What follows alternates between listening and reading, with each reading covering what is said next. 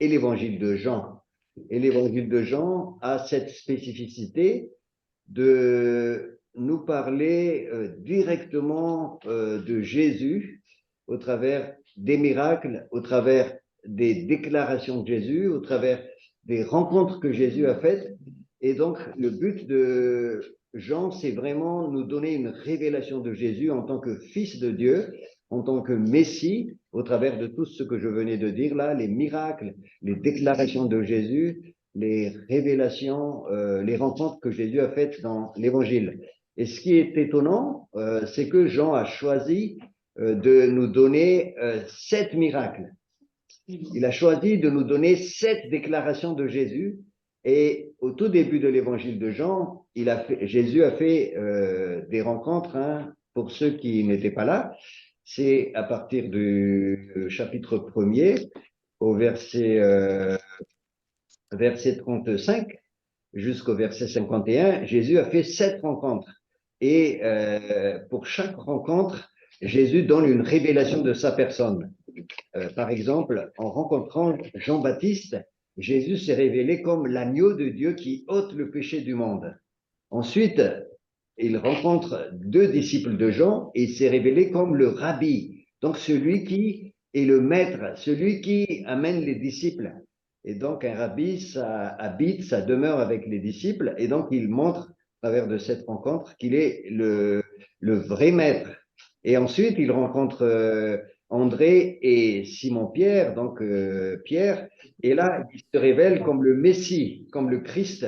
Ensuite, il rencontre Nathanaël, Philippe, et après Nathanaël, il se révèle comme celui dont les prophètes ont parlé, donc c'est lui qui a été annoncé par les prophètes.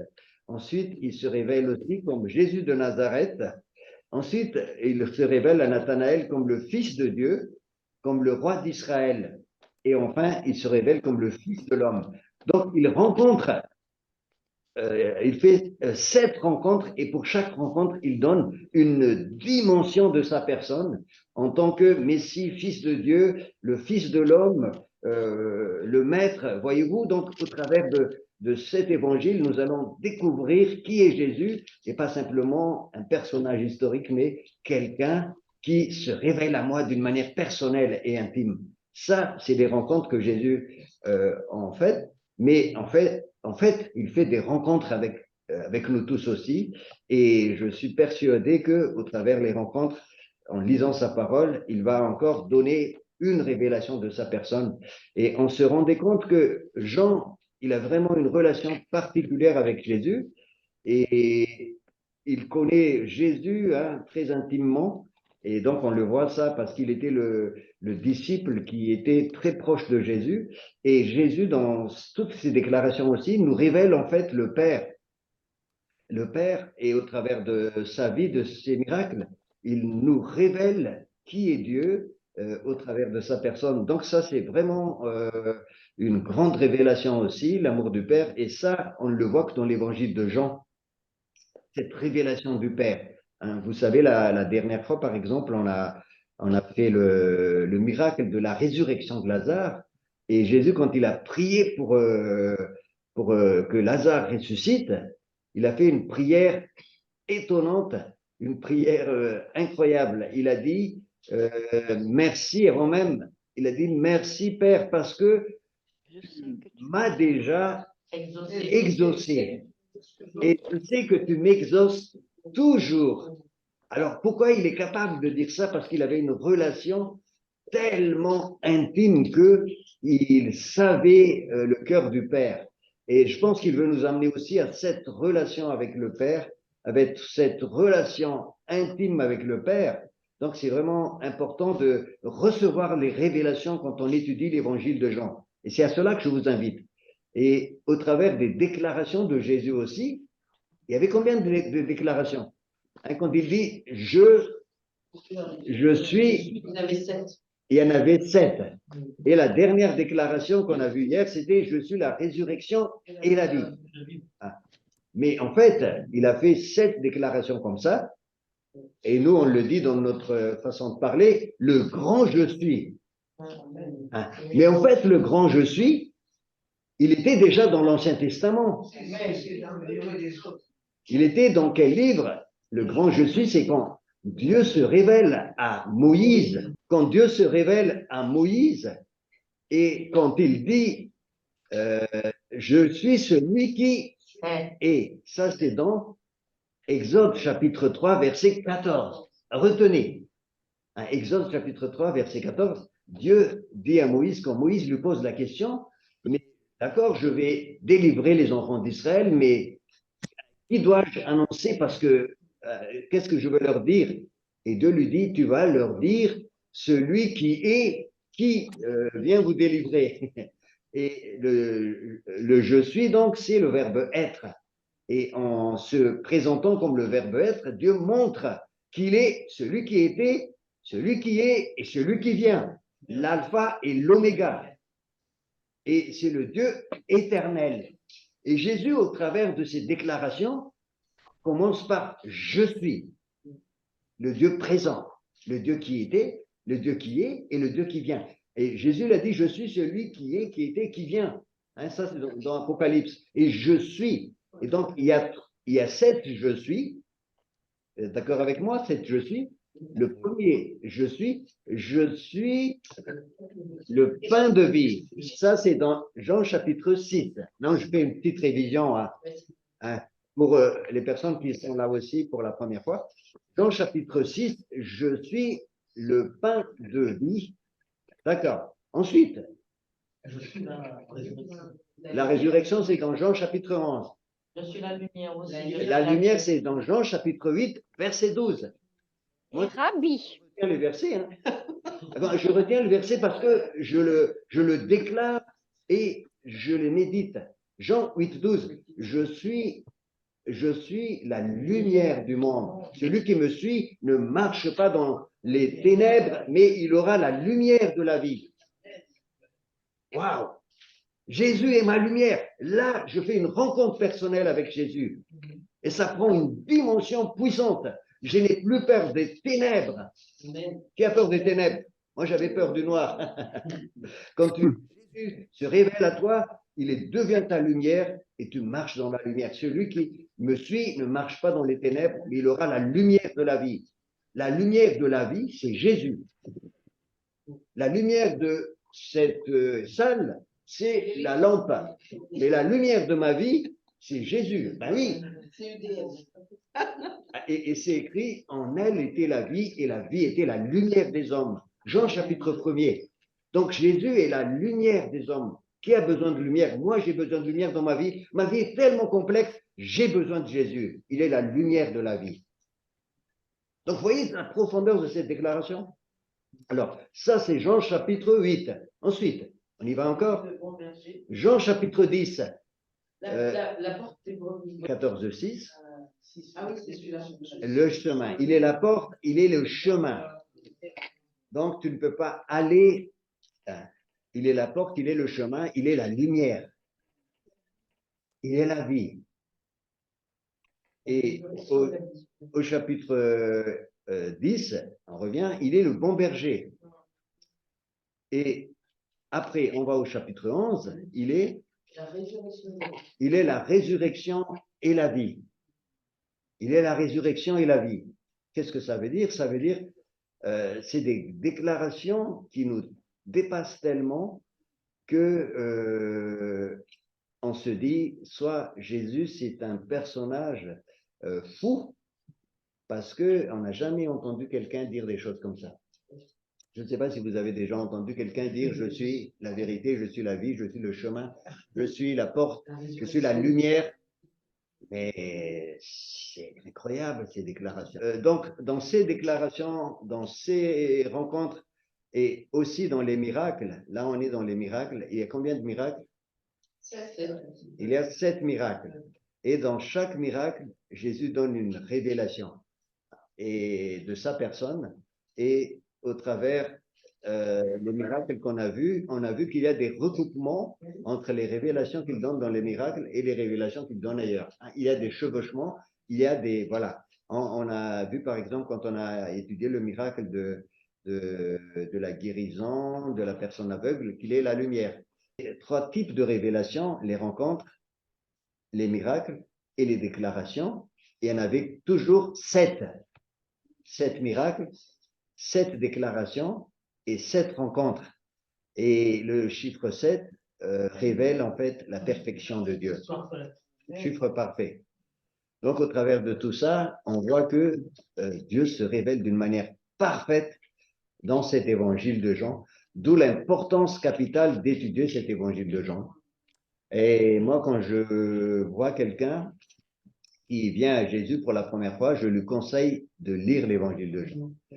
Hein? Mais je lui l'avertis toujours qu'il aura une révélation, mais toujours insuffisante. Juste pour le premier miracle que Jésus a fait, c'est les noces de Cana, l'eau transformée en vin. Le deuxième, c'est la guérison du fils de l'officier royal. Troisième miracle, c'est qui était la piscine de Bethesda. Ensuite, ça c'est le chapitre 5. Chapitre 6, c'est la multiplication des pains. C'est le quatrième. Alors, ça c'est le quatrième. Le cinquième, ça c'est le cinquième ou le C'est le quatrième. Le cinquième. Vas-y, on t'écoute.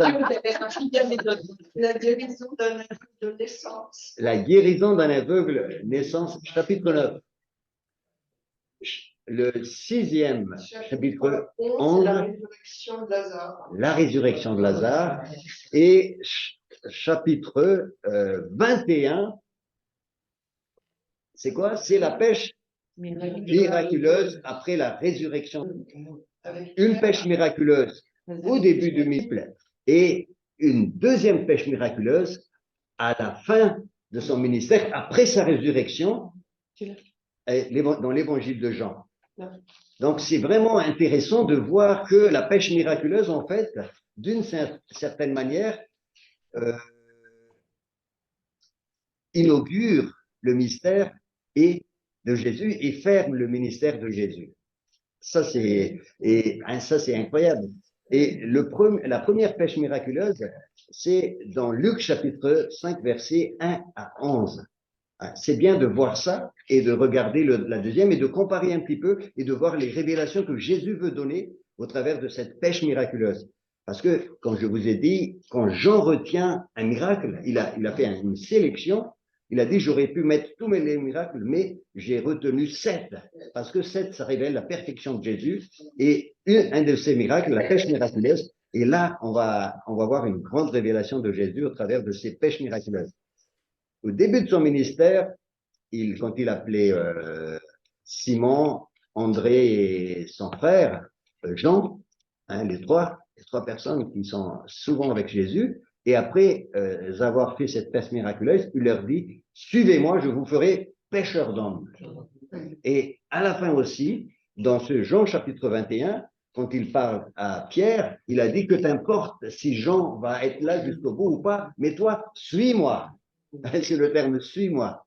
Hein, et associé à cette pêche miraculeuse. Alors moi, en lisant ça, je dis, mais incroyable, Jésus veut montrer qu'il est venu pour faire la pêche, mais la pêche des âmes.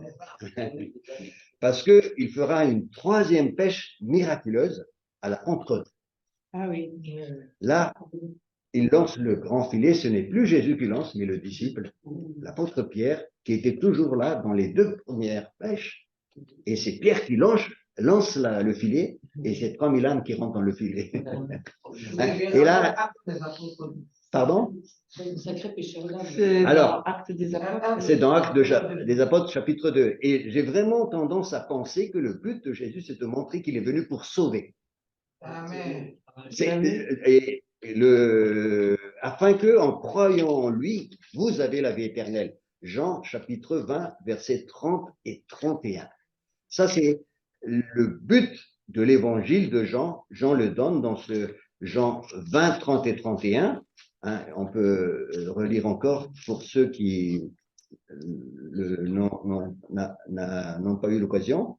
Jésus a fait encore en présence de ses disciples beaucoup d'autres miracles qui ne sont pas écrits dans ce livre, mais ceci est écrit afin que vous croyiez que Jésus est le Christ et le Fils de Dieu et qu'en croyant, vous avez la vie en son nom. Ça, c'est le but. C'est découvrir que Jésus est le Fils de Dieu et en découvrant ça, tu as la vie. Et le miracle, c'est ça. Et quand on voit que c'est la pêche miraculeuse, il est venu pour sauver. Dieu a tellement aimé le monde qu'il a donné son Fils unique afin que quiconque croit en lui ne périsse point, mais qu'il ait la vie éternelle. Seul dans l'évangile de Jean, on a cette déclaration. Et Jean, il avait vraiment à cœur de révéler cet amour de Dieu pour les âmes. Donc, la première pêche miraculeuse, on va lire, c'est dans Luc, donc chapitre 5, versets 1 à 11. Alors, qui veut Luc.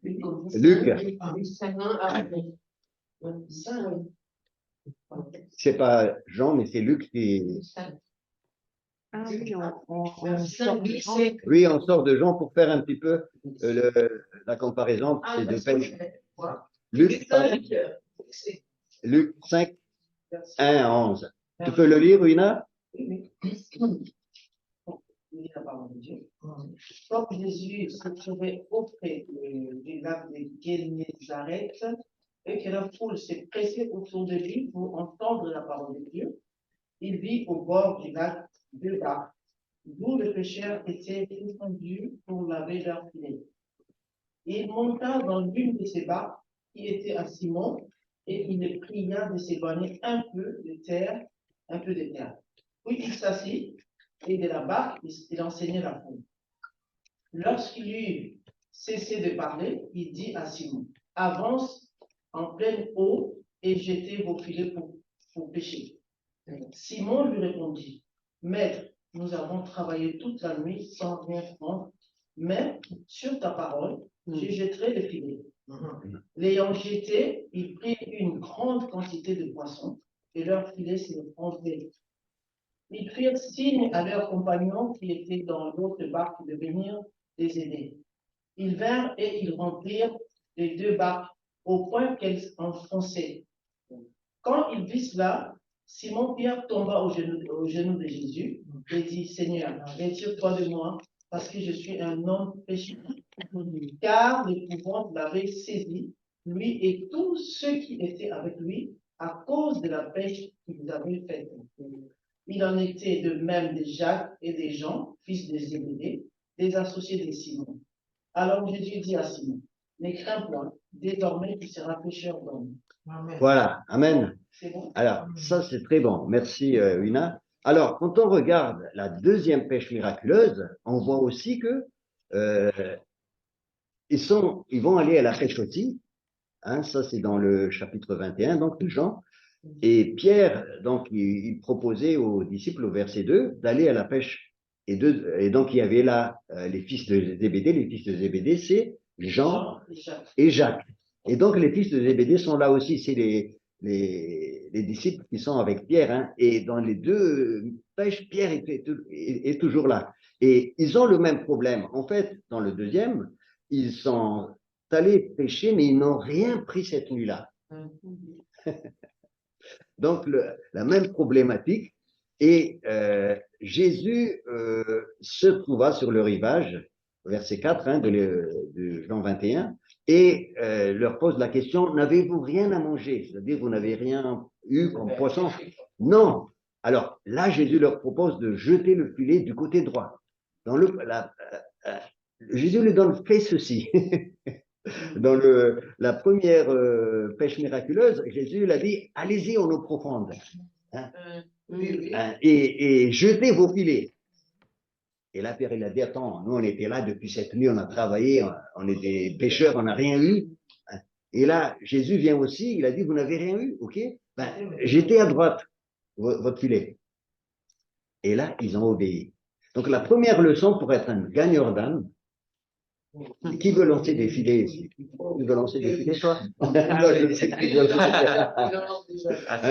La première leçon, tu veux faire une pêche miraculeuse avec le Seigneur, c'est il ne faut pas être découragé quand tu es dans l'échec. C'est dans l'échec que Dieu nous enseigne, toujours. Quand on a fait quelqu'un qui n'a jamais fait d'échec, il ne va pas aller plus loin. Avec Jésus, il faut être prêt à faire des échecs, à apprendre. Parce que c'est là que Jésus va intervenir, il donne une grande révélation. Il va dire, faites ceci, faites cela. Et là, tu vas dire, non, c'est pas possible. Ça va pas ce que tu me dis là. Nous, on a fait déjà ça pendant toute la journée, on a déjà fait tout ça, mais on n'a rien vu. Et j'ai dit, non, jette à droite. Donc, il faut consulter le Seigneur et recevoir une directive. Oui, parce que moi, ça me fait trop rire, parce que le moment qu'on devait aller à Suisse, En Suisse, et puis je suis tombée malade, et je voulais annuler le voyage. Et c'est de là Dieu m'a donné cette force-là pour dire, moi, je t'envoie quelque part, et toi, tu donnes une excuse. Est-ce que tu t'es dit, je ne serai pas là avec toi? C'est ça qui m'a donné la force. Et vraiment, je ne peux jamais oublier. Et quand on était en Suisse, tu étais vraiment une véritable pêcheuse d'hommes ou de dames, parce qu'elle a rencontré beaucoup de miracles. Et jusqu'à maintenant, j'ai la force. Alors, Ah oui, là, je me regarde parce que on l'a déjà raconté à Teresa. Nous, on a eu peur pour Teresa parce que c'est évangélisation. Là-bas, c'était on se lève le matin, on partait, et puis c'était Chaud. voilà, chaud. Et donc, oui, intense. Et là, avec Lina, on a dit, oh, elle s'est inscrite, Teresa. On a eu peur pour elle. Elle tiendra pas. Elle tiendra pas. Et en plus, elle parle anglais. Donc, du coup, il y avait beaucoup de gens qui parlaient anglais en Suisse. Et c'était notre montagne là-bas. Et donc, pour quelqu'un qui parle.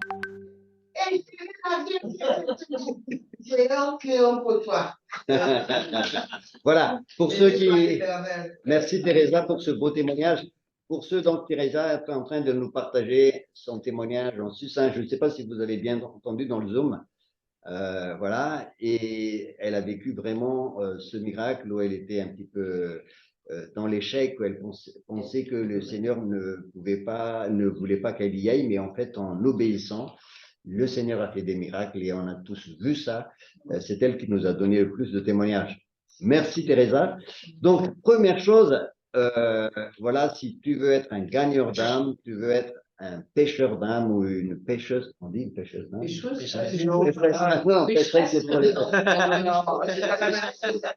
voilà. Oui, ouais, celle qui envoie le filet, il faut que tu persévères. Il ne faut pas que tu sois découragé. D'accord? Et Dieu va te donner une directive. Envoie le filet à gauche, à droite. Et là, en fait, quand Jean et les disciples étaient sur le rivage, ils n'ont pas vu tout de suite que c'était Jésus. Hein? C'est après qu'ils ont découvert que c'était Jésus. Donc, des fois, Dieu peut se manifester au travers vraiment des choses tout à fait naturelles, des rendez-vous divins tout à fait naturels qui se transforment en une révélation. Et là, ils ont eu une révélation de Jésus. Et ce qui se passe après, quand on obéit, il faut des hommes de foi et des femmes de foi là. Hein, quand Dieu dit, on obéit, et quand on lance le filet, sur ta parole, je lance le filet. Voilà. Sur ta parole. Donc, on ne s'appuie pas sur nos sentiments. Ça, c'est dans Luc 5,5. Hein. Sur ta parole, je lance le filet. On a péché toute la nuit, on n'a rien eu, mais sur ta parole. Quand on obéit, qu'est-ce qui se passe? Dieu honore la foi. Sans la foi, il est impossible de plaire à Dieu. Tu veux être des gagneurs d'âme, tu veux être une gagneuse d'âme, ça c'est mieux. Une gagneuse d'âme, ben, tu vas apprendre aussi à pécher par la foi. Par la foi. C'est pas simplement un travail de marketing, mais un travail de propagande. Tiens, je dis un travail de foi aussi. Hein, je m'appuie sur le Seigneur et le Seigneur fait. Et donc, c'est ce qui se passe. Et ils ont, moi j'ai remarqué aussi dans la première pêche miraculeuse, les filets ont craqué. Mhm. Mais dans la deuxième pêche miraculeuse, ils ont réussi à compter le nombre. Il y en avait combien de poissons? 153, et le filet n'a pas craqué. Alors, j'ai dit, Seigneur, qu'est-ce que ça veut dire? Pourquoi ça a craqué au début, et là, ça ne craquait pas? Alors, je n'avais pas vraiment de réponse à imaginer des choses, mais je pense qu'ils étaient un peu plus expérimentés dans la deuxième pêche miraculeuse. Mais ils ont fait des progrès et ils ont réussi à gérer, parce que dans la première pêche miraculeuse, ils étaient obligés de demander aux personnes qui étaient avec eux de les aider pour prendre les poissons, pour cueillir les poissons. Et dans la deuxième pêche miraculeuse, c'est pareil. Hein, ils étaient nombreux aussi à venir aider. Hein, vous pouvez lire ça. Les autres disciples, au verset 8 de Jean 21, les autres disciples vinrent avec la barque, tirant le filet plein de poissons, car il n'était éloigné de terre que d'environ 200 coudées. Et lorsqu'ils furent descendus à terre, donc il y avait d'autres disciples qui sont venus. Et dans la première pêche miraculeuse, c'est écrit aussi au verset 7 de Luc 5, ils firent signe à leurs compagnons qui étaient dans l'autre barque de venir les aider. Vous savez qu'est-ce que ça veut dire aussi? Ça veut dire aussi, quand tu vas travailler pour le Seigneur, tu ne peux pas travailler tout seul. Il faut dire aux autres de venir. Surtout quand Dieu te demande de lancer le grand filet. Il faut travailler avec, même si ce n'est pas ton église. C'est comme ça que, et il ne faut pas penser à remplir, hein, mais remplir le filet du royaume de Dieu. Amen. Amen. Et travailler avec les différentes églises pour remplir le royaume de Dieu. Amen. C'est ça la leçon que Dieu donne vraiment, que vous ne pouvez pas remplir seul la barque, vous devez travailler ensemble. Et je crois que Jésus voulait vraiment marquer par ce dernier, il est venu pour que nous jetions le filet.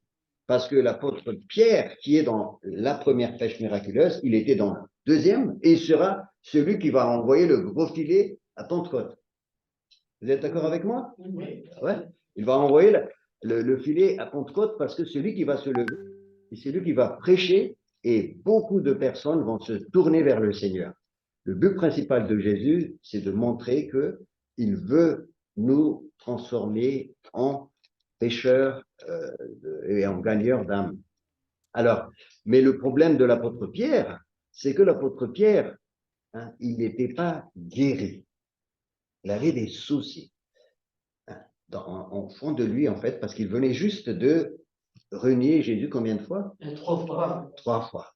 Donc, avant la troisième pêche miraculeuse, Jésus va guérir son cœur. Alors, même si tu as fait déjà des pêches miraculeuses, hein, et c'est merveilleux parce que même tout de suite après notre conversion, moi je sais que Sylvia, tout de suite après sa conversion, elle a raconté à toute la famille et elle avait partagé l'évangile même à quelqu'un qui était dans la rue là, et cette personne a été guérie instantanément, mais ça ne veut pas dire qu'elle n'a plus besoin d'apprendre. Elle avait encore beaucoup de choses à apprendre. Et Pierre, quand il a commencé la première pêche miraculeuse, jusqu'à cette deuxième pêche miraculeuse, il a traversé beaucoup de difficultés. Et la plus grande, c'est quand il a renié Jésus. Hein, vous êtes d'accord avec moi? Il a renié Jésus.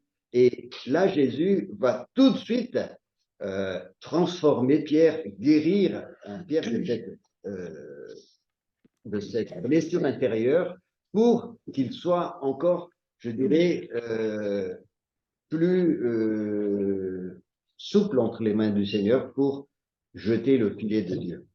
Alors, on va voir cette deuxième partie, donc dans Jean chapitre 21, suite à ce grand miracle de la pêche miraculeuse. Jésus donc arrive avec les disciples et il les invite à manger. Ils ont bien mangé.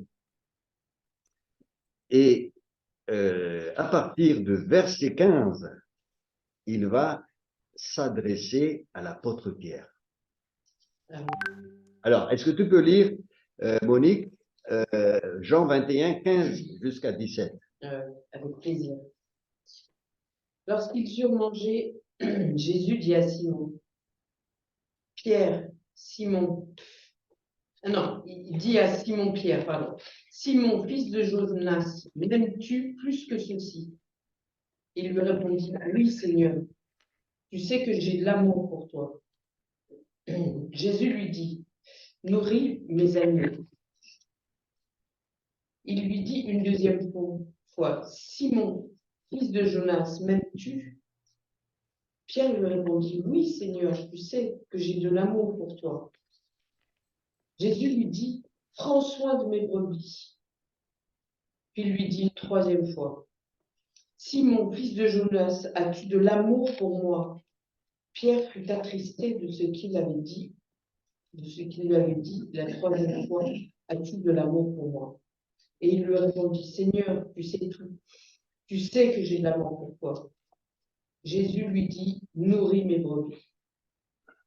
En vérité, en vérité. Alors, on va s'arrêter là. Ouais. Donc là, Jésus s'adresse au, je dirais, au plus grand pêcheur d'âme. Hein. Et puis pêcheur aussi, dans le sens, parce qu'il a, lui, il a commis vraiment un grand péché, on va dire comme ça. Tous les disciples hein, ont abandonné Jésus, mais Pierre, il a déclaré, même si je dois mourir avec toi, voilà, je vais te défendre, je suis là, t'inquiète pas. Et Jésus lui a dit, le coq ne chantera pas 3 fois que tu me trahiras déjà.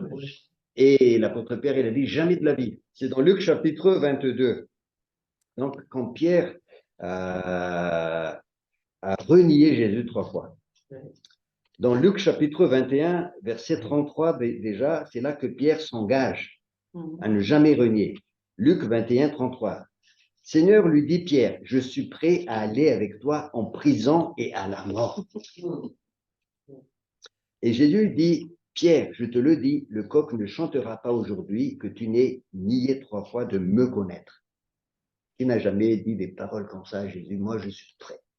Et moi, j'ai déjà dit, hein, le Seigneur m'a montré qu'il ne faut pas que je m'appuie sur moi, mais sur lui. Ça, c'est vrai. Hein. Et moi, je vous dis, c'est vrai ça parce qu'il y a une parole qui me vient à la tête tout de suite. C'est dans Thessaloniciens, chapitre 5. On va le lire parce que 1 Thessaloniciens, chapitre 5, qu'il ne faut pas s'appuyer sur toi, hein, mais s'appuyer sur le Seigneur. 5, au verset 23. 5, 23. Et après, on revient dans Pierre. Hein.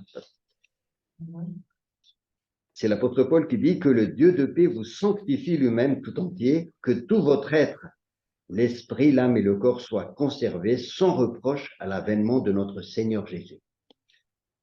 Conservés sans reproche.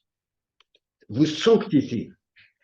Que tout esprit, âme soit conservé sans reproche à l'avènement de notre Seigneur Jésus. Et il ajoute 24. Celui qui vous appelez est fidèle et c'est lui qui fera. c'est Dieu qui le fera.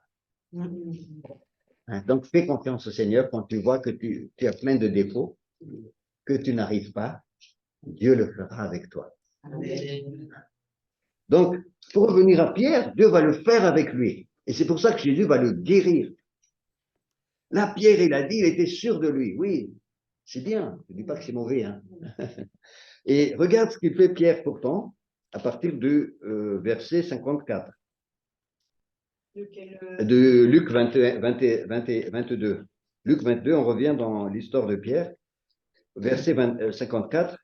Après s'être emparé de Jésus, Jésus a été livré, ils l'emmenèrent et le conduisirent dans la maison du souverain sacrificateur. Pierre suivait de loin. Ils allumèrent du feu au milieu de la cour et s'assirent. Pierre s'assit au milieu d'eux. Pierre déjà suivait de loin. 56, une servante qui le vit assis devant le feu le fixa et dit, cet homme était aussi avec lui. Mais il le nia en disant, femme, je ne le connais pas. Peu après, un autre le vit et dit, tu es aussi de ces gens-là. Et Pierre dit à l'homme, je n'en suis pas. Après un intervalle d'environ 1 heure, un autre encore insistait, certainement cet homme était aussi avec lui car il est galiléen. Intervalle d'1 heure. Hein, il aurait pu prendre le temps de rêver. Hein. Mais il avait tellement peur. Et au verset 60, Pierre répond, je ne sais pas ce que tu veux dire. Au même instant, comme il parlait encore, le coq chanta. Et là, ce qui se passe, les yeux de Pierre croisent les yeux de Jésus. Hein, ça, c'est la révélation. Le Seigneur se retourna et regarda Pierre, et Pierre se souvient de la parole que le Seigneur lui avait dite. Avant que le coq chante aujourd'hui, tu me réuniras 3 fois. Il sortit dehors, il pleura amèrement. Là, c'est l'échec total. Et quand on commet un échec comme ça, on n'a plus envie de recommencer. Moi, j'ai déjà entendu des chrétiens, des gens qui disent non, ça va pas, moi je ne peux plus. Si tu peux, mais tu as besoin d'une guérison. Mais pour que tu sois guéri, il faut que je te montre qui tu es. Et c'est ce que Jésus a montré à Pierre. Il montre que Pierre est un homme. Mais Dieu est fidèle et c'est Dieu qui le fera dans sa vie. Et regarde ce qu'il va faire Jésus au travers de cet entretien avec Pierre, donc dans Jean 21. 3 fois, il va s'adresser à Pierre. Verset 15. Après qu'ils eurent mangé, Jésus dit à Simon-Pierre, Pierre, fils de Jonas, m'aimes-tu plus que même ceci? Il répondit, oui Seigneur, tu sais que je t'aime. Jésus lui dit, paie mes agneaux. Et alors, quand on lit comme ça ce texte, on a l'impression que Jésus et Pierre utilisent le même verbe aimer. Mais en fait, quand on regarde le texte grec, là, on voit qu'il y a une différence entre le terme utilisé par Jésus et le terme utilisé par Pierre. J'ai déjà parlé de ça, hein, mais là, je vais parler plus doucement. Jésus utilise le terme agapao. C'est le terme agapé, c'est-à-dire l'amour de Dieu, un amour inconditionnel, un amour qui se donne totalement. En fait, c'est ce que disait Pierre quand il a dit, même jusqu'à la mort, j'irai pour toi. Et Jésus est en train de lui dire, de rappeler, est-ce que tu es prêt à m'aimer jusqu'à la mort, à te donner sans retenir rien? Est-ce que tu es prêt à te livrer? Il rappelle, en fait, un petit peu, mais là, il veut le guérir, en fait. Vous allez voir comment il va le guérir. Et il rappelle ce que Pierre disait, mais sans avoir la capacité. Et Pierre répond, oui, Seigneur, tu sais que je t'aime. Mais quand il répond, il utilise un autre verbe. Hein? Oui, Jésus, tu sais que je t'aime bien, amicalement. Hein, c'est le terme philéo. Donc là, Pierre commence à être conscient de son incapacité d'aimer avec agapao. Et Dieu aime ça. Parce que là, Jésus aime ça. Jésus nous met dans des situations des fois d'échec où nous constatons que c'est impossible de le suivre. Mais en même temps, il aime ça parce que c'est ni par force, ni par puissance, mais par mon esprit, dit le Seigneur. C'est là qu'il va intervenir et c'est là que nous ouvrons la porte aussi. Et là, Jésus voulait encore, il revient à la charge au verset 16, il pose une deuxième fois la question, paie mes brebis, c'est-à-dire occupe-toi de ces disciples-là parce que c'est toi un petit peu le leader. Les disciples, ils étaient là, c'est toi le leader, Pierre. Et Pierre est le leader, hein. Il est le premier qui va parler à la Pentecôte. Mais Dieu va l'utiliser malgré toutes ses faiblesses et ses manquements. Et verset 16, Jésus dit une seconde fois, Simon, fils de Jonas, m'aimes-tu? Avec le même verbe, agapé, agapao, comme moi j'aime, comme Dieu aime. Quand Dieu a tellement aimé le monde, le terme utilisé dans aimer, c'est le terme agapao. Hein, il a donné son fils. Voilà. Et Jésus utilise, et Pierre répond encore avec le même. Oui, j'ai une amitié, j'ai beaucoup d'amitié pour toi, Jésus. En fait, c'est ça qu'il dit. J'ai beaucoup d'amitié. Il ne pense pas dire, il est conscient de son incapacité. Et Jésus lui dit, paie mes brebis. Et la troisième fois, qu'est-ce qu'il va faire Jésus? Jésus ne lui demande plus. Ouais. Il va dire, est-ce que tu m'aimes avec philéo? Est-ce que, voilà, Jésus va utiliser le même verbe. Jésus va descendre à son niveau. Je ne te demande pas de m'aimer avec ça parce que tu n'es pas capable. Je veux venir avec toi et c'est moi qui vais te donner ça. Et vous allez voir la suite hein, dans le verset, un peu plus bas. C'est moi qui va te transformer et qui va te donner ça. Donc, il a dit, Simon-Pierre, est-ce que tu as une amitié pour moi? Et Pierre, attristé, il dit, oui, j'ai beaucoup d'amitié. Donc là, ils sont au même niveau, les deux. Et là, Pierre commence à comprendre que il a vraiment besoin de l'amour de Dieu. Mais quand tu dis que Dieu va le faire pour lui, ça veut dire que Dieu va lui donner cette capacité Absolument. d'aimer jusqu'à la mort. Parce que Voilà, c'est ça. c'est ça, parce qu'il va le dire au verset 21 et suivant, au verset 18 et suivant. On va le lire tout de suite. Hein? Verset 18. Là, Jésus donne cette parole, en vérité, je te le dis, quand tu étais plus jeune, c'est-à-dire quand tu étais instable dans la foi, plus jeune, quand tu venais juste de me suivre, tu te saignais toi-même et tu allais où tu voulais. C'est-à-dire, c'est toi le maître de tout ce que tu veux. Hein, je suis chrétien, mais en fait, quand on regarde bien ta vie, c'est toi qui décides de tout. Tu ne m'obéissais pas, hein, mais tu faisais un petit peu ce que tu as envie de faire. Tu allais où tu voulais, mais quand tu seras vieux, tu étendras tes mains, haut les mains, comme ça. Et un autre te ceindra et te mènera où tu ne voudras pas. Et cet autre, c'est qui? C'est le Saint-Esprit. Et au verset 19, il donne l'éclairage du verset 18. Il dit cela, ces gens qui expliquent, l'écrivain, il dit cela pour indiquer par quelle mort Pierre glorifierait Dieu. Et Pierre voulait glorifier Dieu en disant, je peux mourir avec toi jusqu'à la mort, on l'a vu, il n'était pas capable.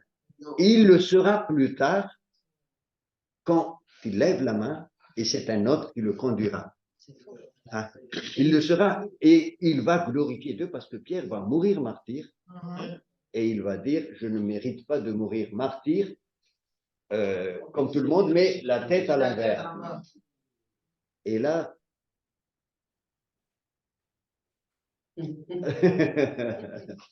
waouh, hein? Quelle révélation il donne, le Seigneur. Et là, il est en train de nous dire que, est-ce que tu veux être un pêcheur d'âme, un gagneur d'âme ou autre chose dans le service pour le Seigneur?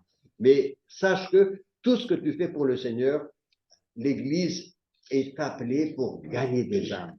Mais c'est vrai que pour faire ça, on a besoin de chantres, on a besoin de musiciens, on a besoin de beaucoup de choses, on a besoin aussi d'évangile, tout ça. Mais tout le but ultime de Jésus, c'est mourir pour sauver. Donc l'Église, elle est missionnaire. Quand l'Église oublie ça, l'Église a oublié sa vocation. Et c'est pour ça que Jésus insiste beaucoup, à mon avis, sur la pêche miraculeuse. Mais pour être des vrais gagneurs d'âme, il faut apprendre avec Jésus à marcher par la foi, à apprendre au travers des échecs et surtout à être guéri des blessures profondes. Parce que quand on est guéri, on peut réaliser non plus avec nos propres forces, mais avec l'Esprit de Dieu. Un autre te mènera là où tu ne voudras pas. Et ça, c'est cet autre, c'est le Saint-Esprit. Un autre, comme moi, dit Jésus, qui mènera là où tu ne voudras pas. Et c'est pour glorifier Jésus. En fait, il parle de la mort de Pierre qui glorifierait Dieu. Et quand il a fini de dire ça, il relance ce que il a dit à Pierre il y a longtemps, il y a 3 ans de cela. Suis-moi. Tu es mon disciple. Le suis-moi, c'est adressé aux disciples. Celui qui veut me suivre. Matthieu chapitre 16, verset 23. On peut le lire? Alors, tu vas le lire. Matthieu 16, 23. Suis-moi.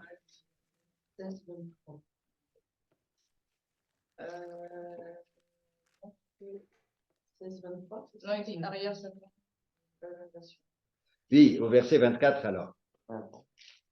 Du chapitre 23. Non, Matthieu 16. Matthieu 16, 23. Attends, Il dit, parlez de moi, Satan. Jésus dit, si quelqu'un veut marcher à ma suite, qu'il renonce à lui-même, qu'il se charge de sa croix et qu'il me suive. C'est où ça? C'est dans Matthieu 16. 24, 24. Donc, le suis-moi de Jésus, Pierre le sait déjà. Et quand Jésus dit le suis-moi, il y a ça derrière. Si tu veux me suivre, tu renonces à toi-même, tu portes ma croix et tu me suis. Et c'est ce que Pierre va faire. Et c'est au travers de ça que la puissance de Dieu va venir sur ta vie. Ni par force, ni par puissance, mais par l'Esprit de Dieu. Donc, voyez comment Dieu forme ses disciples et comment il les prépare et il l'accompagne et comment il montre que c'est lui qui fait le travail en lui. En fait.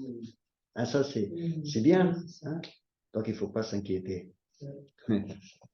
Alors, maintenant, est-ce que vous avez des remarques?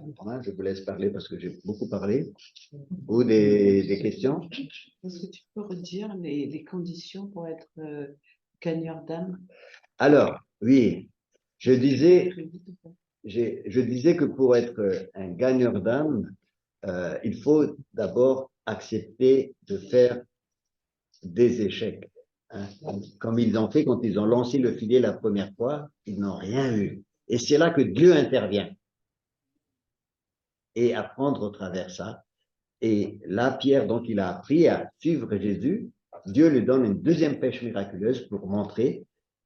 Et donc, pour être encore, je dirais, comme un vase que Dieu peut utiliser, un vase qui va contenir son amour, sa puissance, il faut que le vase soit formé, soit transformé, soit façonné. Et cette idée avec Pierre, il le guérit. Voilà. Est-ce que j'ai dit autre chose? Tu sais, moi, j'ai dit des choses de fois, mais j'oublie après. Hein. Parce que je dis des choses des fois qui me viennent vraiment. Tu as dit persévérer, qu'après Jésus donnait une directive. Ah oui, merci. Redis-les. Redis. Ah oui, ne pas avoir dans des échecs. Redis. Persévérer, puis suivre. Jésus donne la directive de et la foi. Et la foi. Ah oui, la foi. Voilà. Oui, oui, merci Françoise. Elle écrit. Hein, mais moi, voilà, c'est tout à fait juste ce que tu dis. Donc, c'est en face des échecs, c'est accepter d'être enseigné, persévérer même quand il y a un échec, hein, parce que Jésus va te donner une directive, obéir à cette directive par la foi. Et par la foi, Dieu va montrer sa gloire. Alors, il y a une quatrième chose qu'il faut bien garder aussi, si on veut être un gagneur d'âme, c'est ce que Jésus a dit à Pierre à chaque fois qu'il pose la question, est-ce que tu m'aimes? Paie mes brebis. En fait, Jésus est en train de poser aussi une vérité importante. Si tu veux travailler pour Dieu, la chose qui nous qualifie, c'est d'aimer Dieu. Il dit, est-ce que tu m'aimes? Si tu m'aimes, paie mes brebis. Tu ne peux pas travailler. Quand je dis aimer Dieu, ça ne veut pas dire aimer Dieu de la même façon, mais aimer Dieu avec l'amour qu'il met dans notre cœur parce que nous aimons, parce qu'il nous a aimés le premier. Recevoir cette révélation de l'amour. Et c'est la seule chose qui nous qualifie parce qu'il faut que nous soyons motivés par l'amour. Ce que dit Jésus, si tu m'aimes, ben paie mes brebis. Ça, c'est important aussi. Mais cet amour-là, agapao, c'est pas nous qui nous fabriquons cet amour, mais c'est Dieu qui nous fabrique cet amour en nous. Par la puissance du Saint-Esprit. Par la puissance du Saint-Esprit. Voilà. Alors, qu'est-ce qui arrive maintenant? Ce qui arrive souvent, quand on commence à recevoir toutes ces révélations et que Dieu nous équipe, nous donne une directive comme l'apôtre Pierre ici, l'apôtre Pierre sait maintenant dans quelle direction il va aller, il est presque prêt pour la Pentecôte. Le Seigneur est en train de guérir complètement son cœur. Il commence vraiment à rentrer dans son ministère. Tout de suite, il regarde la personne qui était à côté de lui. Hein, on va lire Jean 21, 20 à 22. Jean 21, 20 à 20. Alors, Jean 21, 20 à 22. Tu veux lire, Jean? Vas-y. Je lis la parole de Dieu. Pierre se retourna et vit venir derrière eux le disciple que Jésus aimait. Celui qui, pendant le souper, s'était penché vers Jésus et avait dit, « Seigneur, qui est celui qui va te trahir ?» En le voyant, Pierre dit à Jésus, « Et lui, Seigneur, que lui arrivera-t-il » Jésus lui dit, « Si je veux qu'il vive jusqu'à ce que je revienne, en quoi cela te concerne-t-il? Toi, suis-moi. » Voilà. Une deuxième fois, le Seigneur lui dit, toi, suis-moi. Hein, dès que le Seigneur nous donne la directive, nous restaure, nous indique qu'est-ce que nous faisons, très souvent, nous regardons autour de nous, hein, et lui et moi, et nous commençons à nous comparer avec les autres. Hein, ça vous est déjà arrivé? Oui. Ouais. Ça arrive souvent dans l'église. Ça arrive souvent. Hein. Le Seigneur a un appel particulier et personnel pour toi. Amen. Et ton appel ne peut pas être l'appel de ton frère ni l'appel de ta sœur. Pourquoi? Parce que nous sommes tous uniques. Nous sommes tous uniques. Nous sommes créés à l'image de Dieu et chacun de nous a une personnalité unique. Hein, même les hommes de science, comme dit ça. Amen. Amen. Alors, Bonsoir Myriam. on a découvert. Bonsoir à tous. Bonsoir. Bonsoir. Bonsoir Myriam. Alors, on a découvert que, en fait, notre ADN nous identifie d'une manière unique. C'est notre identifiant biologique, hein, on peut dire comme ça. Et donc, tu es unique dans ce qui te définit fondamentalement. Tu ne peux pas être une autre personne et Dieu a un appel pour toi. Et la blessure en nous consiste toujours à nous comparer avec les autres. Et ça, c'est le réflexe, et Dieu veut guérir aussi Pierre sur ça. Qu'est-ce qu'il dit là? Il a dit, que t'importe toi, suis-moi. Alors, si on regarde par exemple l'appel de Jérémie, dans Jérémie chapitre 1er, hein? Tu fais pas la porte des toilettes, hein?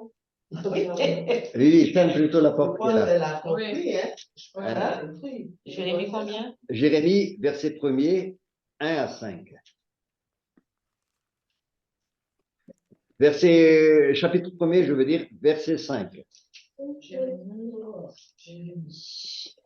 Alors, je pense que Jérémie n'est pas une personne spéciale. C'est une personne exactement comme vous et moi. Il a des yeux, il y a 2 yeux, il y a une oreille, 2 oreilles, il y a un nez. Et voilà ce que Dieu lui dit. Tu peux lire le verset? Qui peut lire le verset de... C'est verset 5. Verset... Avant que je ne t'ai formé dans le ventre de ta mère, je te connaissais. Et avant que tu sois sorti de son sein, je t'avais consacré. Je t'avais établi prophète des nations. Amen. Hein? Et donc, Dieu qui nous a créés d'une manière unique, avant même que tu arrives sur cette terre, il a déjà un plan pour toi. Tout ce qui reste à faire, c'est de rentrer dans ce plan. C'est comment, Seigneur, je peux rentrer. Le Seigneur, il dit, je vais te faire rentrer dans mon plan. Premièrement, il faut que tu répondes oui à mon appel. Quand tu as accepté Jésus comme ton sauveur, ça, c'est la première chose. Ça, c'est l'appel au salut. Après, l'appel pour servir. Donc, pour servir, ben, tu as des dons, tu as des talents, tu as une place dans l'Église, dans le royaume. Il faut que tu rentres dans cet appel. Et parce que Dieu a déjà prévu, il t'avait déjà consacré, il t'avait déjà établi. Deviens ce que tu es déjà. Et regarde ce que fait Jérémie. Là, il va trouver une excuse. Hein? Il dit au verset... Je suis trop jeune. Je suis un jeune garçon. Ça, c'est la première excuse. L'Éternel lui dit, ne dis pas, je suis un jeune garçon, car tu iras vers tous ceux contre qui je t'enverrai. Et tu déclareras tout ce que je t'ordonnerai. Ne les crains pas, car je suis avec toi pour te délivrer. Puis l'Éternel étendit la main et toucha ma bouche. Et l'Éternel me dit, voici, je mets mes paroles dans ta bouche. Voilà, donc c'est Dieu. Il dit, je suis un garçon et je ne sais pas parler. Je ne sais point parler. Et c'est Dieu qui met la parole, touche sa bouche et met la parole dans sa bouche. Hein, vous vous rappelez de Pierre? Hein? Ah oui. C'est Jérémie, ça. C'est un la suite au Jérémie. Hein? Donc là aussi, on rejoint cette idée que quand tu constates que tu ne peux pas, là Dieu agit au travers de toi. Hein? Comme dit l'apôtre Paul, il a dit, c'est dans ta faiblesse que ma puissance, ma grâce s'accomplit. Donc, si on revient vers Jean, ne regarde pas ni à gauche, ni à droite. Maintenant, apprends à me regarder en premier. Que t'importe, toi, suis-moi. Parce que le gros problème, les amis, c'est comme quand on commence à regarder à droite, quand on commence à regarder à gauche, on commence à comparer, à se comparer. Et là, il y a plusieurs problèmes qui arrivent. On commence à tomber dans la jalousie, dans la compétition, dans la concurrence, dans les critiques, et on oublie ce que Jésus nous dit de faire. Suis-moi. Donc, les yeux fixés sur la tête. Jésus, c'est la tête de l'Église. Et les différents membres, quand ils écoutent la tête, ben, le corps va bien fonctionner.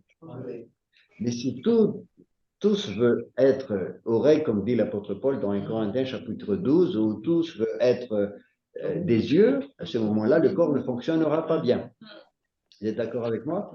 Donc, oui, c'est très important de trouver sa place, son appel, rentrer dans son appel et de regarder le Seigneur. Parce qu'il est l'auteur et celui qui mène à la perfection notre foi. Ça, c'est dans Hébreux chapitre 12, verset 2. Hébreux 12, 2, c'est écrit « Les yeux fixés sur Jésus, qui est l'auteur de la foi et qui l'amène à la perfection. » Est-ce que Pierre sera guéri totalement? Je vous pose la question. Est-ce qu'on n'aura plus de problème avec Pierre? Non. Parce qu'il a été guéri intérieurement des 3 remuements. Le Seigneur lui dit maintenant une directive très claire, suis-moi, ça c'est, ne regarde pas Jean, ne regarde pas les autres, mais suis-moi. Est-ce que vous, et effectivement, le jour de la Pentecôte, pêche miraculeuse, 3000 âmes, waouh, l'église est née, Pierre est vraiment je dirais, la personne que Dieu va utiliser dans cette première étape de l'église primitive. Hein. Dieu va utiliser beaucoup de personnes, mais Pierre, c'était vraiment la personne que Dieu a préparée pour ça. Donc, il avait besoin de... Mais est-ce que, après tout ce que Pierre a vécu là, est-ce que vous pensez que Pierre est guéri complètement? Est-ce qu'il y en a? Non. Est-ce que quelqu'un peut me montrer? Ouais. Parce qu'on voit qu'il n'est pas guéri. Alors, c'est quand il a joué l'hypocrite. Ça, c'est. Oui. Mais avant même d'aller là, avant même d'aller l'hypocrite dans Galates chapitre 2, verset les premiers, on va voir que il avait déjà du mal avec les païens dans Actes chapitre 10. Hein, Actes chapitre 10. C'est plutôt avec les Juifs, hein? Oui, parce que Actes chapitre 10, ça veut dire que nous sommes toujours des disciples jusqu'à la fin de nos jours. On apprend. Ne dis jamais maintenant je n'apprends plus, je connais tout, je suis un spécialiste. Dieu va te montrer par une révélation successive que tu as toujours besoin d'apprendre. Et tu as toujours besoin d'apprendre. Alors, regardons ensemble dans Actes chapitre 10, au verset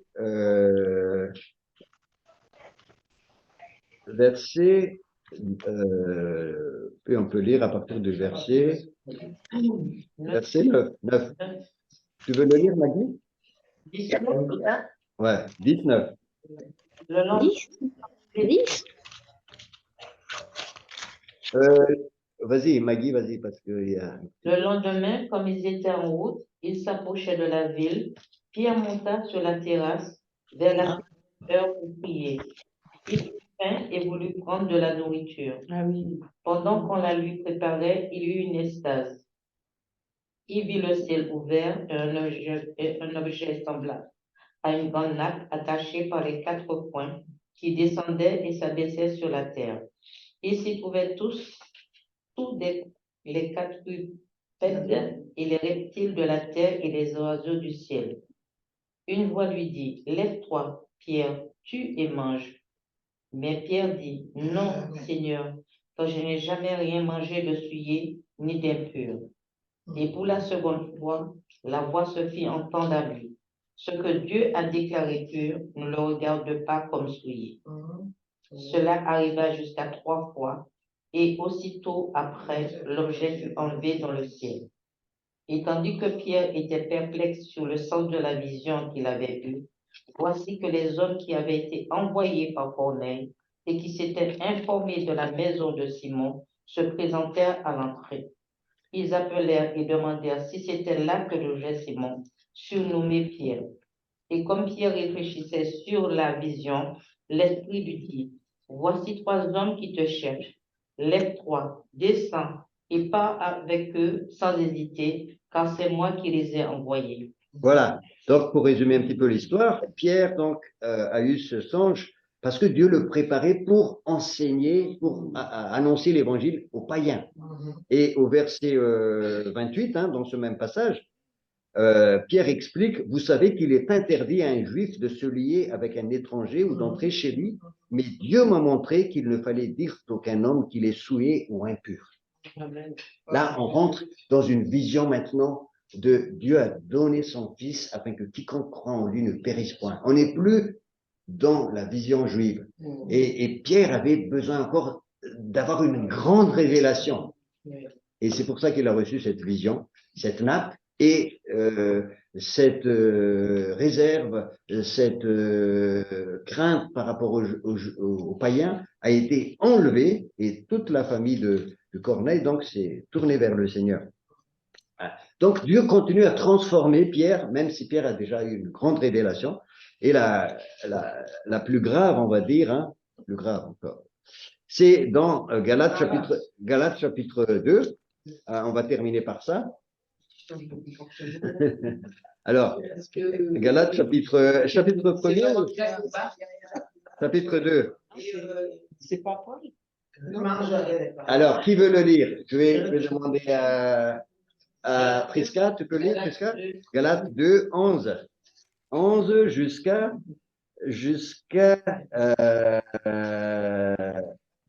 14. Vas-y.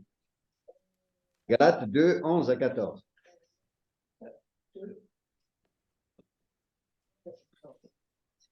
Mais lorsque Pierre est venu à Antioche, il opposé ouvertement à lui, car il avait tort. Parle plus fort, hein? Parle plus fort parce que... Alors, je recommence. Oui. Mais lorsque Pierre est venu à Antioche, je me suis opposé ouvertement à lui, car il avait tort. En effet, avant l'arrivée de quelques personnes de l'entourage de Jacques, il prenait part au repas commun avec les croyants non juifs. Mais après leur venue, il s'est esquivé et s'est tenu à l'écart parce qu'il craignait les croyants d'origine juive.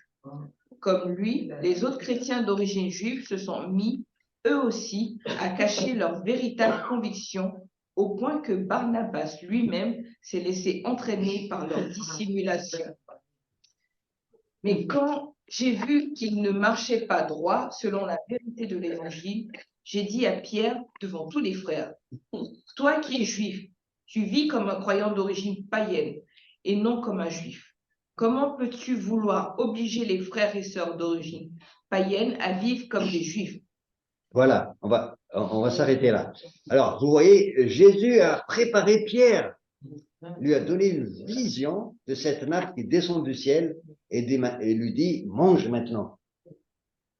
Et Pierre a compris la vision, mais là, c'est le réflexe juif qui reprend le dessus. Ça veut dire que il y avait quelqu'un qui disait chasse la vieille nature, il va revenir au galop. Ça veut dire que jusqu'à la fin de ta vie, tu vas apprendre toujours à crucifier ta vieille nature et les réflexes.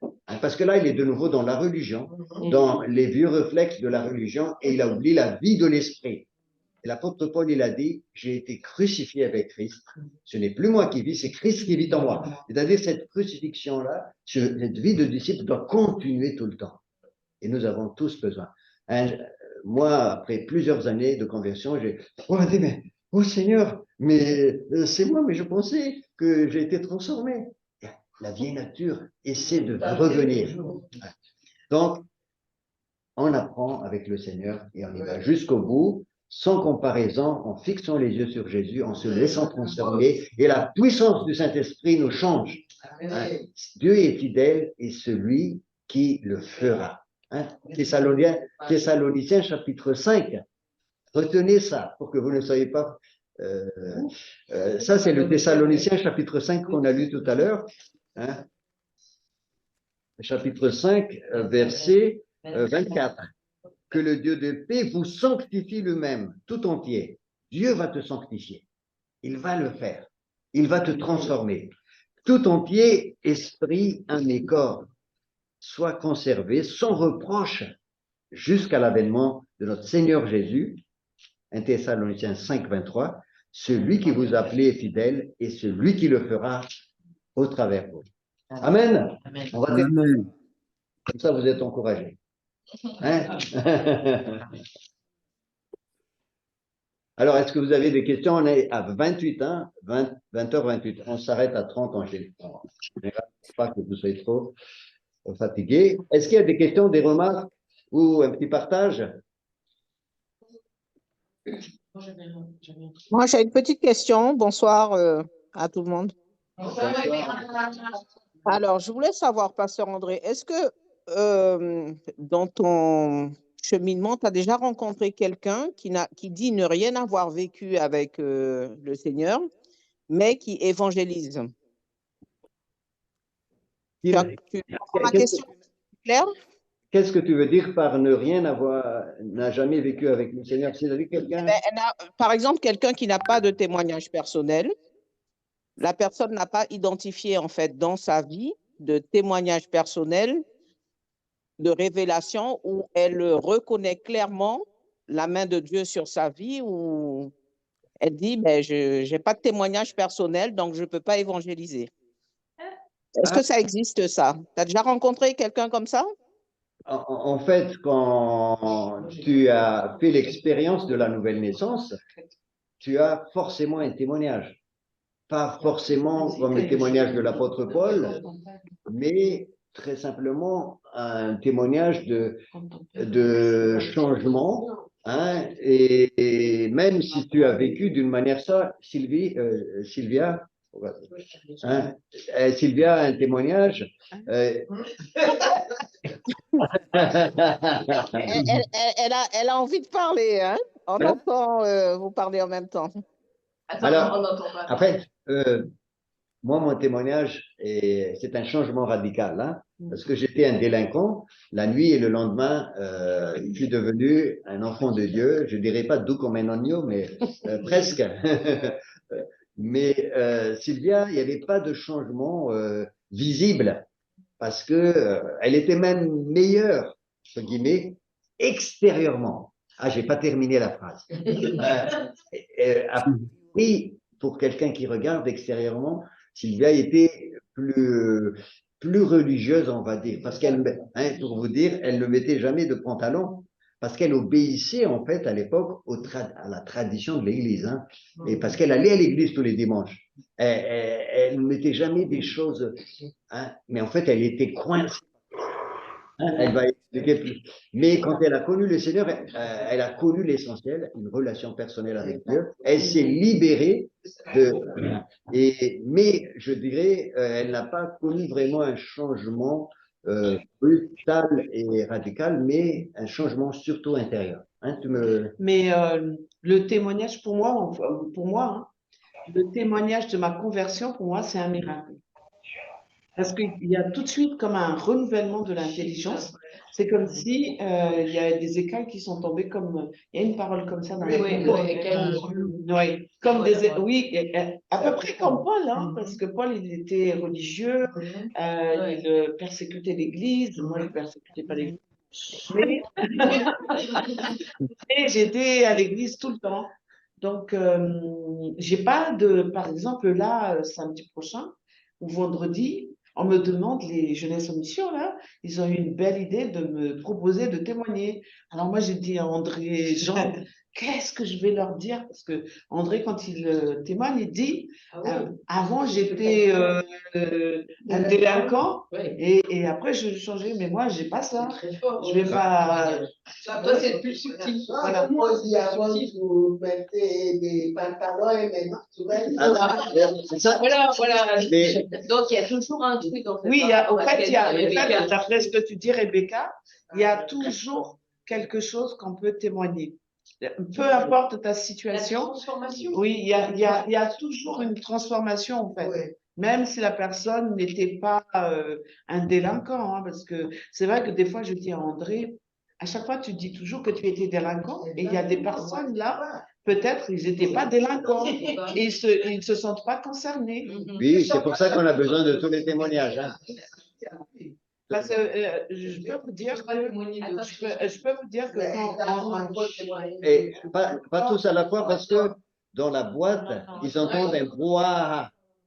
quand André s'est converti, et donc il racontait son histoire, moi j'ai fait ceci, j'ai fait cela, et donc la personne qui travaillait pour eux, donc la femme, comment on dit ça, Le ménage. oui, celle qui travaille chez eux, quoi. Elle était assise dans son coin, elle entendait le témoignage d'André, elle a dit, ah, pour être sauvée, il faut que je pêche alors. C'est véridique. Elle a apporté son témoignage à sa vie. Non, elle n'est Non, pas, mais elle est pas c'est convertie comme ça qu'elle l'a encore. compris. Elle n'est pas convertie encore, mais quand André a parlé, et puis la plupart de sa famille, enfin, même c'est ça, c'était des... Alors, eux, ils avaient des témoignages, mais elle était à l'église tout le temps. Peut-être cette personne, elle n'avait pas de témoignage extraordinaire. Voilà. Donc, elle s'est dit, donc moi aussi, il faut que j'aille le péché. Est-ce que, Rebecca, on répond un petit peu à ta question? Mais pas vraiment, parce que je sais très bien que vous avez tous un témoignage personnel pour vous connaître un petit peu, et moi aussi d'ailleurs. Mais parfois, on a des personnes qui n'ont aucun témoignage personnel, et pour eux, c'est un frein, en fait, pour aller évangéliser, c'est-à-dire parler de Dieu, de la puissance de Dieu dans leur vie.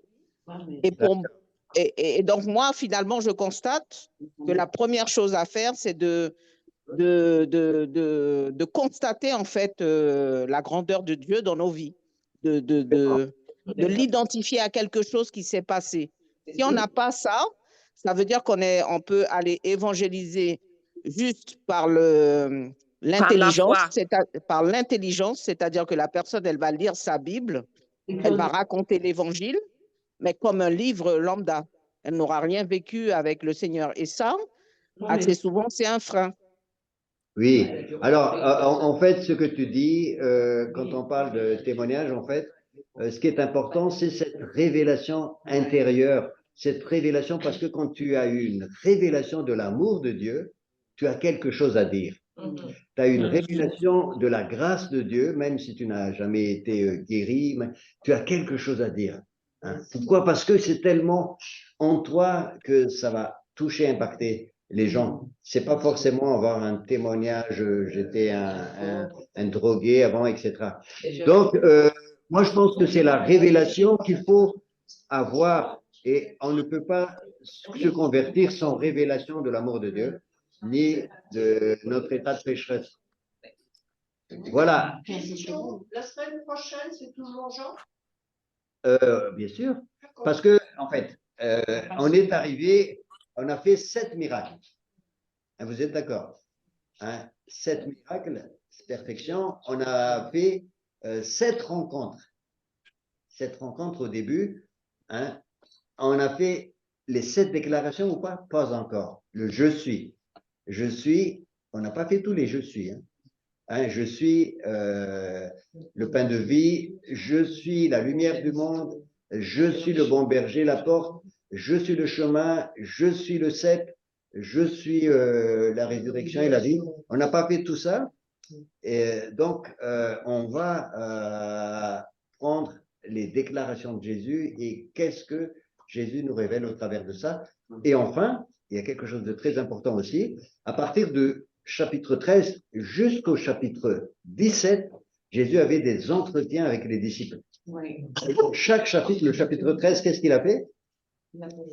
Il a lavé les pieds des disciples. Et là, c'est tout un enseignement. Chapitre 14, c'est là qu'il parle de je suis le chemin, la vérité et la vie. Nul ne vient au Père que par moi. Et après, il enseigne aussi qu'il va envoyer le Saint-Esprit, qui sera éternellement avec vous, un autre consolateur. Et au chapitre 15, il parle de quoi? Je suis le vrai cep. Vous êtes les sarments. Si vous ne demeurez pas en moi, vous ne pourrez pas produire des fruits. Et là, c'est tout un enseignement aussi. Et au chapitre 17, il va parler de quoi? Il va parler de la prière qu'on appelle, il va prier pour les disciples et pour nous aussi, tous ceux qui croiront en mon nom. Grâce à eux, je prie pour ça aussi. Au chapitre 18, il va être livré. Donc, 13 jusqu'à 17, Jésus avait un entretien de révélation avec les disciples. C'est incroyable, hein? Et 13, 15, 16, 17, 5 chapitres en quelques heures. Quelques heures. Tandis que Matthieu, Marc, Luc et Jean, ils racontent en fait comme c'est une forme narrative. Est-ce que là, c'est une suite de révélations que Dieu nous donne. Et donc, au travers de ces révélations, Dieu se révèle aussi à chacun de nous. Et là, moi, je connais beaucoup de gens qui se sont convertis en lisant simplement l'évangile de Jean. Et quand tu lis l'évangile de Jean, tu n'as pas terminé avec toutes les révélations que Dieu est en train de donner. Amen. Amen. Voilà, donc on n'a pas terminé, loin de là. Parce qu'on arrive au chapitre 21, tu te dis on a terminé? Non, on n'a pas terminé. Voilà, on va terminer par une... Je vais demander à Rebecca, vas-y Rebecca, conduis-nous dans la prière. Je savais que ça allait tomber sur moi. Ah ben voilà, tu as eu... Merci Saint-Esprit. Merci Seigneur de nous avoir, d'avoir permis ce moment dans ta parole Seigneur, ce moment que nous chérissons tous le mardi à la même heure avec nos pasteurs. Vraiment merci de nous avoir conduits Saint-Esprit, de nous avoir laissé aussi parler librement et enrichir aussi notre connaissance de toi, notre relation avec toi, et surtout te mettre aussi à la première place de nos vies, et que cet échange dans la parole ne soit pas vain, que nous gardions vraiment toute ta puissance dans nos vies, que tu nous accompagnes durant toute la semaine, à ce qu'on puisse vraiment te mettre à la première place dans nos vies, que la parole nous fasse grandir aussi, et que tu nous élèves, Seigneur, chaque jour davantage, que nous nous sentions justifiés parce que nous t'appartenons. Merci, Seigneur, pour toutes ces personnes aussi qui sont en présentiel, qui vont rentrer chez eux, peut-être avec quelques difficultés dans les transports, mais nous savons que tu es au contrôle de tout, que tu marches à côté d'eux et qu'avec toi, ils sont inébranlables. Amen. Merci de tous les ramener à la maison et de nous garder avec toi cette nuit, qu'on dorme paisiblement et qu'on continue à méditer aussi sur ce qu'on a vu ce soir. Merci Seigneur, j'ai ainsi prié au nom de Jésus. Amen. Amen. Merci, bonne soirée. Et encore Bonsoir à tous. Bonsoir à tous. Bonsoir à tous. Bonsoir à tous. Allez, bonsoir. Et qu'on devienne tous des pêcheurs d'hommes. Amen. Amen. Amen. Bonsoir, bonsoir.